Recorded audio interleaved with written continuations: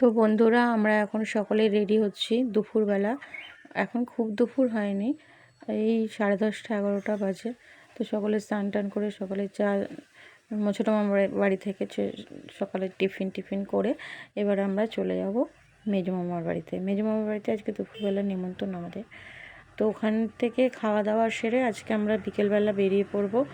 বিকেলবেলা আমরা চলে যাচ্ছি বালুরঘাটে। বালুরঘাটে তো আমার ছোটো মাসির বাড়ি, তো সেইখানে আমরা এখন যাব না। এখন যাব বড় মামার এক মেয়ের বাড়ি, ওটাও বালুরঘাটেই, একটু ভেতর দিকে। তো বড় মামার ছেলে বলেছে আজকে ওখানেই নিয়ে যাবে। তো ওখানে নিয়ে যাবে।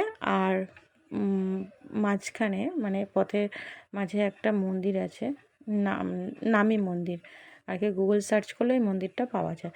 তো সেই মন্দিরটা আমরা একটু দেখবো। আর এটা আমার মেজো মামার বাড়িতে আমরা চলে এসেছি। তো মা রান্নাবান্না করছে, খাওয়া দাওয়া করাচ্ছে। মা সকাল সকালই চলে এসেছে, আমাদেরও আগে। আমার যে মেজো মামি, উনি পুরোপুরি সুস্থ নন, উনি একটু অসুস্থ শারীরিক দিক থেকে। তো ওর জন্যে শারীরিক মানসিক দুই, উনি অসুস্থ। ওর জন্য উনি অত রান্নাবান্নার দিকে দেখাশোনা করতে পারছে না। তাই জন্যে মামা বলেই দিয়েছে মাকে একটু আসবে, যেহেতু মার বোন হয় যে মেজো মামা বসে আছে। এটা মেজো মামার বাড়ি। আর ওই যে বর্দি ওই সাইডে ফাঁকা জায়গাটায় বাড়ি করছে, ওরও এখানেই বাড়ি হবে। তো আমরা সকলে এখন দুপুরে খাওয়া দাওয়া সেরে একটুখানি বসে গল্প গুজব করছি। তো আমরা সকলেই এবার আস্তে আস্তে বেরিয়ে পড়ব।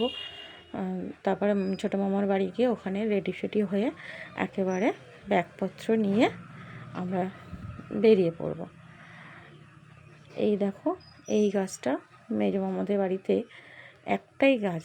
আমি যেহেতু গোড়া থেকেই তোমাদের দেখালাম, এর মানে মনে হতে পারে যে দুটো গাছ একসাথে লাগানো, না, দুটো গাছ একসাথে লাগানো না। আমার বাড়িতে আমি একবার তোমাদের সাথে শেয়ার করেছিলাম যে একটা সাদা জবা ফুল গাছে একটা লাল জবা ফুল ফুটেছে। তো কমেন্ট করো তোমরা কার কার বাড়িতে এরকম ফুটেছে। তো আমার মামার বাড়িতে গিয়ে এই জিনিসটা আমি দেখলাম, একটাই গাছ, দুটো গাছ নয়, গাছ কিন্তু একটাই, কিন্তু সাদা জবা আর লাল জবা। কিন্তু এই লাল জবাগুলো যে সিঙ্গেল লাল জবা ফোটে সেইগুলোর থেকে অনেক আলাদা। যেহেতু সাদা গাছের লাল জবা, সেহেতু দেখতে কিন্তু ওই সাদার মতোই সব কিছু। আর এই ফুলটা দেখো, থোকা যে আমার টগর ফুল গাছটা রয়েছে বাড়িতে ওই রকমই, কিন্তু ফুলটা একদম অন্য রকম। আর এই গাছে কত কাঁঠাল হয়ে ফেটে রয়েছে। তো আজকে আমরা এখন এই মেজো মামাদের বাড়িতেই রয়েছি, আর চারিদিকের দৃশ্যগুলো একটু ঘুরে ঘুরে দেখছি। তো আমরা চলে এসেছি ছোটো মামার বাড়িতে। আমরা প্যাকিং করে রেডি হয়ে আজকে মামার বাড়ি এখান থেকে টাটা করে বেরিয়ে পড়ছি। তো এই যে পুচকিটা আমাদের এগিয়ে দিতে যাচ্ছে, বাড়ি থেকে অনেকটা দূরে টোটো দাঁড়িয়ে আছে। আর এই যে আমার ভাইয়ের বউ, ছোটো মামার ছেলের ঘরের। তো আমরা এতদিন ছোটো মামাদের বাড়িতেই ছিলাম আর সবার বাড়িতে ঘুরে বেরিয়েছি। এই যে মামি যাচ্ছে আমাদের সাথে, এই যে দুটো টোটো দাঁড়িয়ে রয়েছে। আমরা অনেকজন মানুষ, তো এই যে আমার বড় মামার ছেলে বাপ্পা, ওই আমাদের নিয়ে যাবে ওর বোনের বাড়িতে। তো ওখান থেকে ঘুরে আমরা ওখান থেকে আবার ছোটো মাসির বাড়ি চলে যাব। তো আমরা এখন চলে যাচ্ছি বালুরঘাটে। তো আজকে প্রতিরামের বেড়ানো, মামার বাড়ি বেড়ানো এই অবধি। এবার আমরা বেরিয়ে পড়েছি বালুরঘাটে মামার মেয়ের বাড়ির উদ্দেশ্যে। মনটা খারাপ করছে, খুবই খারাপ লাগছে। 3-4 দিন ছিলাম তো মামার বাড়িতে। তো আমরা সকলে উঠে পড়েছি টোটোতে। ওই টোটোটাতে ওরা উঠেছে, ওর মধ্যে ব্যাগগুলো গুছিয়ে নিয়ে এই যে আমরা চলে এসেছি সেই মন্দিরটা, যেই মন্দিরের নাম বলছিলাম। মন্দিরটার নামটা আমার ঠিক মনে পড়ছে না। এই যে বল্লা মন্দির, গুগল সার্চ করলে এই মন্দিরের নামটা, আমার ছোটো বোনের ছেলে সে সকালবেলা বসে বসে গুগল সার্চ করছিল, তো দেখছিলাম বল্লা মন্দির। এখানে প্রচুর বাৎসরিক পুজোর সময় প্রচুর পাঠা বলি হয়, আর প্রথমে একটা মোষ বলি হয়। টোটোওয়ালাই মানে যে আমাদের টোটো করে নিয়ে যাচ্ছিলো উনি গল্প করছিল। অত তো ডিটেলস এখানে কারোর সাথে সেভাবে কথা হয়নি, বলতে পারবো না। তা উনি আমাদের সাথে বলছিল যে এখানে একটা প্রথমে ফার্স্টে মোষ বলি হয়, মোষ বলি দিয়ে শুরু করে প্রচুর অনেক মানে পাঠা বলি হয়। বল্লা মন্দির গুগল সার্চ করলে এই মন্দিরটা বেরিয়ে আসবে। মানে মালদার আর কি বালুরঘাটে কী কী দর্শনীয় জায়গা আছে, তো তার মধ্যে এই মন্দিরটা একটা মন্দির। তো ভালোই লাগলো, পথে যেতে যেতে মায়ের দর্শন হয়ে গেল। মায়ের মূর্তি বাৎসরিক পুজোর সময় হয়, যেমন আমাদের বড় মার মূর্তি। এখন তো বড় মার মূর্তিটা কষ্টি পাথরে করা হয়েছে, আগে তো ফটোতে পুজো হতো, আর বাৎসরিক পুজোর সময় মায়ের মূর্তি হতো। তো এখানেও সেই রকমই, এখানেও মানে মায়ের মূর্তিটা বাৎসরিক পুজোর সময়। আর এই যে মন্দিরে এই যে এই ব্যানারটা টাঙানো রয়েছে, এটা বাৎসরিক ঠাকুরের যে মূর্তিটা সেটা। আর এই ভেতরে রয়েছে সব ঠাকুরের পট ফট সব রয়েছে। এবারে গেট তো আর খোলা নেই, আমরা ভেতরে যাবও না, খাওয়া দাওয়া করেছি। তো এই গ্রিলের মধ্যেখান থেকেই আমি যেটুকু পেরেছি, মায়ের মুখ রয়েছে অনেকটা তারা মায়ের মুখের মতো।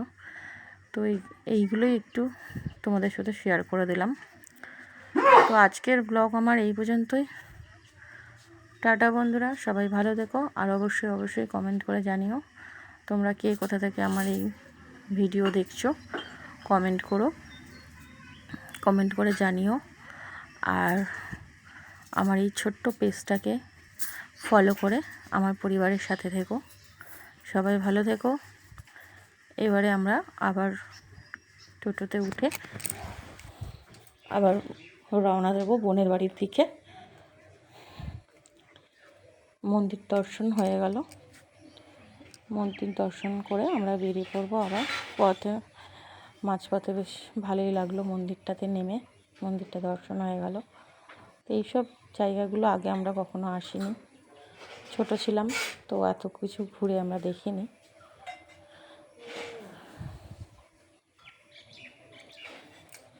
এবারে আমরা চারিদিকটা ঘুরিয়ে একটু দেখাচ্ছি তোমাদের সাথে কতটা বড় এরিয়া, অনেকটা এরিয়া জুড়ে মন্দিরটা। দারুণ সব ঘেরা, আর খুব ভিড় হয়, তো প্রচুর ভিড় হয় বাৎসরিক পুজোর সময়, প্রচুর ভিড় হয়, ওর জন্য অনেকটা জায়গা লাগে। তো আমরা চটিটা খুলেই ঢুকেছিলাম ভেতরে, সবাই তাই করে। তবে যে যার চটি পরে নিয়ে এবার আমরা টোটোতে উঠবো। এবার আমরা বোনের বাড়ি দিকে যাওয়ার, বড় মামার মেয়ে যার বাড়িতে আমরা যাচ্ছি, তো সেইখানেই আমরা রওনা দেব। গাড়ির সামনে চলে এসেছি। আর এইখানে এই যে মাঝে আমরা রোডের ওপর দিয়ে যাচ্ছি না, একটু ভেতর দিক থেকে যাচ্ছি, কারণ মন্দিরটা দেখাবে বলে ভাই আমাদের এই সাইড থেকেই নিয়ে এসেছে। তো এইখানে মাঝের পথটাও খুব সুন্দর, মাঝখান থেকে রাস্তার দুদিকে চাষের জমি জায়গা, বড় বড় তাল গাছ, ভালোই লাগছে। বিকেলবেলাটা সুন্দর, মনে হচ্ছিল নেমে পড়ি, নেমে একটু ভিডিও বানাই। তো এটা একটা অজানা জায়গা, আর আমরা সবাই মিলে যাচ্ছি, এখানে সেটা সম্ভব নয়।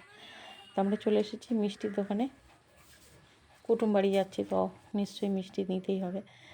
তো সেখান থেকে আমরা মিষ্টি টিষ্টি নিয়ে এই দোকানটাতে মিষ্টি নিলাম, নিয়ে আমাদের গাড়ি আবার বোনের বাড়ির দিকে রওনা দিয়েছি।